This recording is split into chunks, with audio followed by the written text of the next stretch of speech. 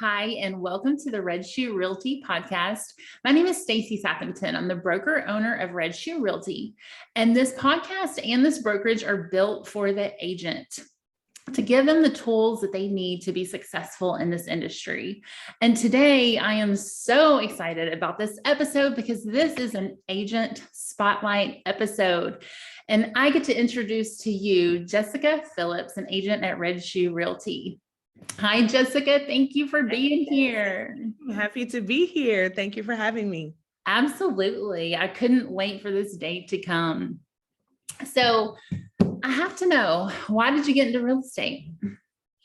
Oh, that story, I keep it short and simple. For the last 13 years, I have worked for other people, other companies, and while I loved it, I loved accounting.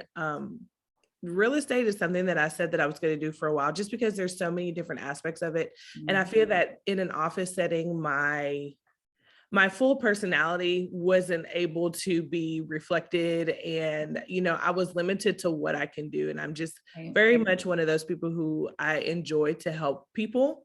And this is something like, it's such a personal connection that you make with these people. It's such a big step it's something that, involves a lot of trust and a lot of, effort to put into it. And some people, they work their whole lives to be able to go through this one transaction. And so that's one of the main reasons that I did it, because I wanted to, be in an industry where people appreciated what I did for them. And in the same sense, to really just kind of give myself a life that I want versus, a life that is just kind of dictated by a calendar. So I really wanted to do something to where I have the flexibility to, go on trips if I want to go on trips, and sit down on the couch on a day if I want to, because I don't feel like driving into the office, or, if somebody needed me for something, if my family has something going on, if they're going on a trip. Like for 13 years, I've been so here. I can't go anywhere for the first 10 days of the month. Some months, the first 10 days of the month is when the biggest things are happening. So it's really just a matter of being able to have flexibility and a different type of freedom to where, I get to decide what goes on with my time and what I'm doing. Yeah, that's a huge thing. And you're right. In corporate America, you don't have that. If you wake up today and you don't feel the greatest, well, too bad. Yeah. Keep it moving, Yeah. So, well, speaking of your background, tell me about your background. What have you done before you got into real estate?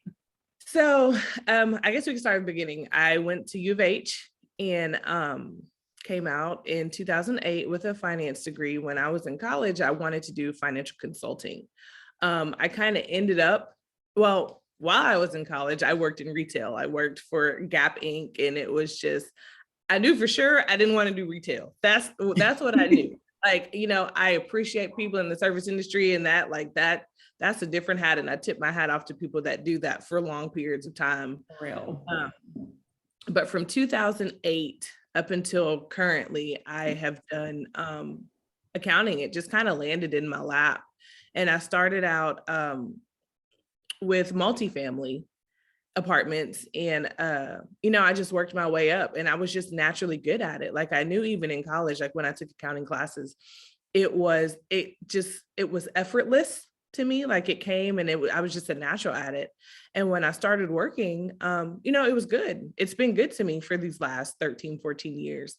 But moving from multifamily to commercial, it's just been accounting. And like I said, I'm good at it. I love it.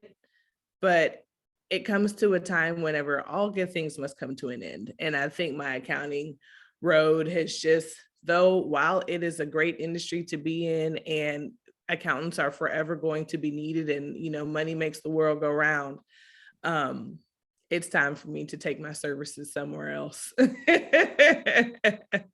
Well, I mean, I, for one, am really glad that your services have brought you to real estate, because I'm thrilled.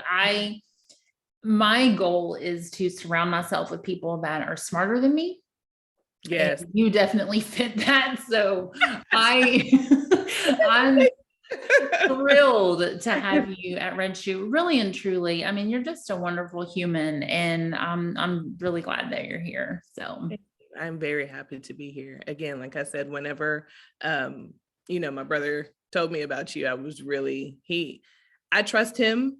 And so when he recommended you and he put me on, I was like, okay, so this is going to be good. And then whenever we actually did meet and we started conversing, I was like, okay, this is going to be a good connect right here. right. Isn't that interesting how in life you kind of know that, when you connect, and the same thing goes for business too, when we connect with people, it's a yes or a no usually. Yeah. I love that life kind of guides us that way. It always does. Yeah, it does. So think about your first closing. Tell me, what did that feel like?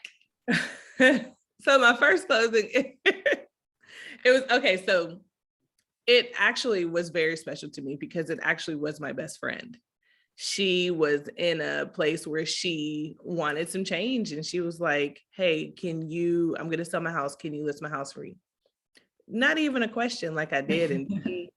And we made it happen. In my first closing, it's funny because she actually got to do her signing side a day early. And so, I mean, I didn't really know what to expect. I'm like, what am I supposed to bring something? What am I supposed to do? Like, you don't know. But I felt such a sense of pride because I knew that she asked me for something and I delivered it. And she was 1,000% happy with the way that the process went and her outcome and everything. Like I felt so fulfilled. Like like I said, I had a very big sense of pride. Like I was excited and I was like, okay, my first one, the first one is usually your hardest one because you don't know, you feel like you're kind of going into the dark. And even when you have great support, like anytime that I needed anything, you were there to answer any call, any text, if I sent pigeons, you were there. And to get through it the way that I did with little to no bumps in the road, like I also feel like it's probably given me a false sense of hope because I know that not everyone is going to be as simple and dang near flawless like that one was. Yeah. But it was the first of many. Like I plan to be in this for the long haul. And so if they can all go like that, I would be so excited. But if not, I know that as the road goes on, things are going to, every situation is different. It's like accounting. Like, I mean, like while there's so many things that are the same, there's a ton of things that can come up. It's like, okay, I've never done this before. I've never seen this. So, but yeah, that close, if I can keep getting to that closing table, I will be satisfied. Well, you're doing wonderful. I mean, you've had multiple closings, and the thing is, a lot of people come into real estate and, you don't really know what to do or how to get it started, but you came in and you hit the ground running. And I'm so proud of you because that's not usually the case. And so you definitely have that go-getter attitude, and I love that. That will pay dividends for sure. I have this irrational fear of being broke. And so I've worked since I was 16 and it was just, I've always had something. And so, go getting it is all that I've put myself on a timeline and I know that, okay, I'm leaving a for sure job. And I know that in this industry, like I know working for the company that I've been working for, I know how much effort I put into that. Mm-hmm. And so I know that if I come here, since I'm here, if I put in that same type of energy and effort into it, I know that, whereas, okay, I've made it through here, I know that I will have a better outcome with putting forth that same type of energy. Because, like here, you could work until you're blue in the face and you're still going to get the same result. Whereas here, you get out of it what you put in it. Exactly. So go getting it is my only choice, because I Yeah. don't want to have to go back to corporate America. Like, I want to be my own boss. And so go get it. If that's what I got to do, that's what we're about. That's what's about to happen. I love that. I love your attitude about it. I just love your demeanor and your confidence. All of it is just such a great mix. So yeah, you will do very well. I I hope know so. that Mhm. for sure. Mhm. Okay, one last question for you. So tell me one thing about you that makes you unique. Whew, there's so many things, but honestly, and I don't know if this really makes me unique, but I'm very genuine.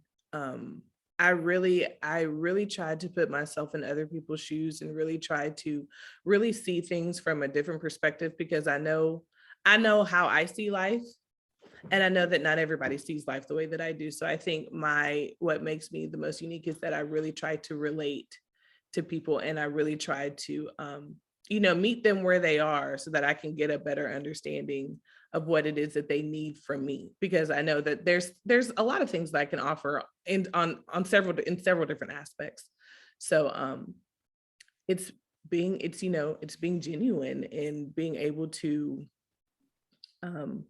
adapt and kind of place myself wherever I need to be at the time. Right. And that's something that is really not a prevalent characteristic these days, especially with the way that social media is set up. A lot of people are kind of trying to be something else or someone else, and to show up as a genuine, as yourself. I think that people crave that. Yeah. And also it allows them to show up in that genuine space as well. So yeah. Yeah, social media really has tainted a lot of things and given these people these false senses of hope, and it's just everything. It's nothing is the way that it seems, and I really try to hone in to live in the actual reality of what things are, because Right. social everything is good there. Everything is always great there, Right. but in real life it's really not, and you have to recognize that. Yeah. That's so true. Yeah. So true. Well, thank you so much for being on the podcast. And I was so excited to highlight you because I just think you're an amazing individual. And again, I'm so glad that you're here. And I'm really looking forward to what the future has for both of us. I'm excited for you. I tell you, I'm gonna be your girl. I'm gonna be your Yes, I already know. All right. Well, that is the end of this episode. Thank you for tuning in, and definitely hit up Jessica, and we will see you guys again soon.